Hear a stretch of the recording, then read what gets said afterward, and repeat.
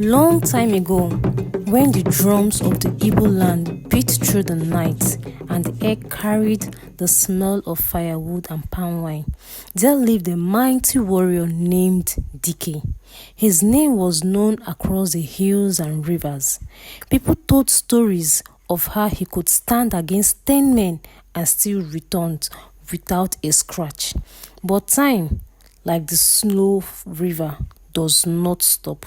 Dike hairs turned grey and his steps were slower than before, though his eyes still shine with fire. One evening, as the sun melted into gold and red, Dike called his only son, Obinna, to sit beside him. Obinna's face was so young and bright, his arms were strong, but he had never carried the weight of battle or the burden of leading men. "My son," Dike said, his voice deep like a thunder rolling far away. "Strength is not only in the body, it is in the spirit, and that spirit flows through our blood." Obinna listened carefully. His heart was beating so fast, but he knew his father had something great to reveal. "Tonight," Dike said, "you will take part in the Umaka Nkumi, the passing of the stone. From the beginning of our people, fathers has given the sons not just words, but the strength itself." When the moon rose high, Dike and his son walked into the sacred grove. At its heart laid the Nkumeke, the stone of strength. It was smooth, round and heavy, shining faintly under the moonlight.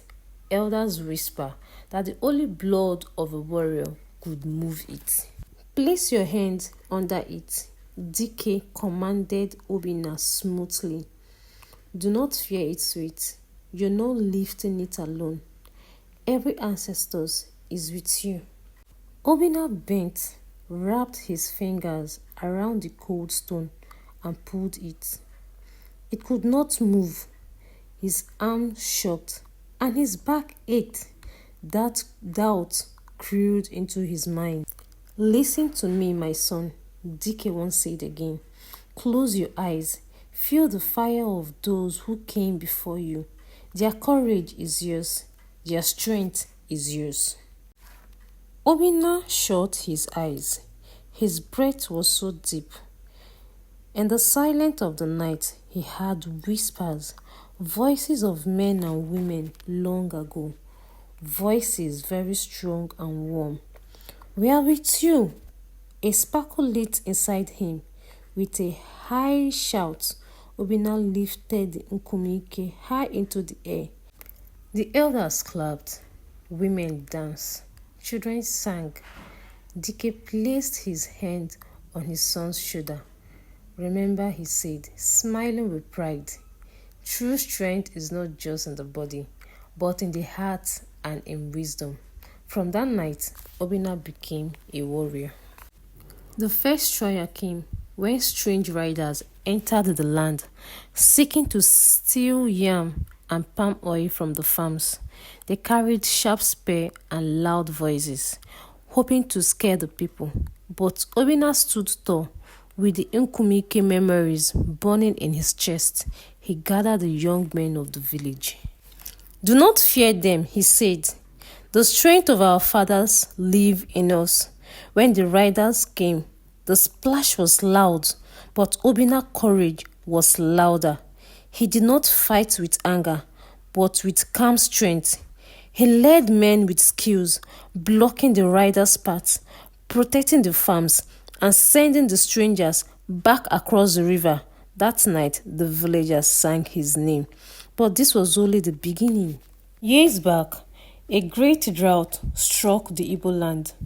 Rivers dried, crops withered, and hunger crept into every home.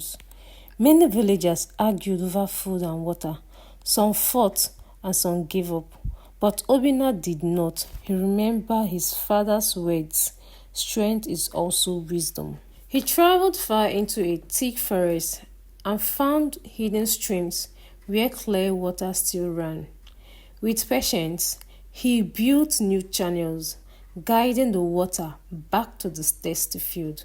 When others saw his work, they laid down their anger and followed his example. Once again, Obinna saved his people, not with his arm, but with his heart and mind. As years passed, he fought many battles, not only against enemies, but against fear, hunger, and despair. And with each one, his name grew brighter, but like his father before him, age slowly caught him. His hair grew silver, and his step became heavy. One quiet evening, Obinna called his son Chike to his side. The boy was eager and curious, much like Obinna was. My son, Obinna began, with a deep voice and a gentle voice. This strength was given to me through a stone by my father. But you will receive it in a different way. Chike eyed widened. Father, where is the stone? Obinna smiled. The stone was in me. For you, it is not the lifting of rock, but the lifting of the people. He led Chike to the village square, where the people gathered, farmers, hunters, and children. Look around you, Obinna said. Your strength is not just only in your arms, but in how you guide these people. Strength is not just lifting a stone, it is lifting the hearts of those who look up to you. Chike listened. He felt the weight of many eyes upon him. He stood straight. He smiled with courage. But in that moment, he understood. The people cheered him up, not because he raised a stone, but because he raised hope. Obinna placed his hand on Chike's shoulder, just as Dike once said, "The fire of our ancestors burns in you. Carry it well, my son. It is not only for battle, but for peace, wisdom, and love." And so, that was how the strength of bloodline passed once more, not by stone, but by the spirit. And the story of the stone of strength lived on, told by firesides, sung of mothers, and whispered to children for generations.